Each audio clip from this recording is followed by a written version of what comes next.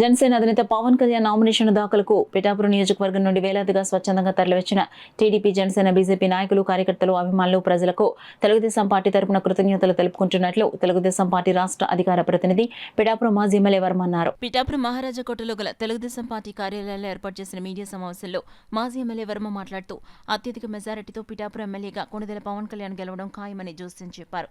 ఈ సమావేశంలో సుఖముళ్ల గంగాధర్రావు, గాది రాజుబాబు, మల్లిరెడ్డి వెంకటరమణ, కోలారాజు, దొడ్డు నాగు, నూతాటి ప్రకాష్, ఎలుబంటి బాబులు, బెజవాడ సురేష్, నెక్కల సత్యనారాయణ, కరణం రాజా, కర్ణాసుల రాజా, బొండాడదాసు, ముకుడుపల్లి సూర్యచంద్ర తదితరులు పాల్గొన్నారు.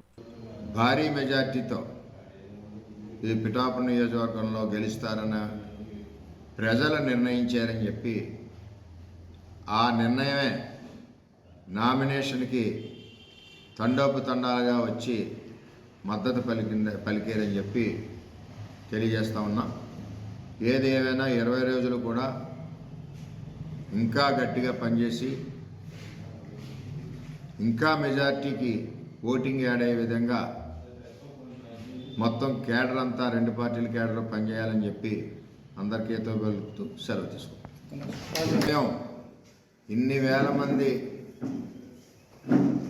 నామినేషన్కి తరలి వచ్చి అదే రోజు సాయంత్రం ఉప్పాడ కొత్తపల్లిలో 50,000 మందితో మరి పవన్ కళ్యాణ్ గారి బహిరంగ సభ వారాహయాత్ర ఇచ్చేసిన వారందరికీ కూడా ప్రత్యేకంగా కృతజ్ఞతలు తెలియజేస్తూ ఏదైతే కూటమి అభ్యర్థి తెలుగుదేశం పార్టీ, బీజేపీ, జనసేన అభ్యర్థి పవన్ కళ్యాణ్ గారిని మరి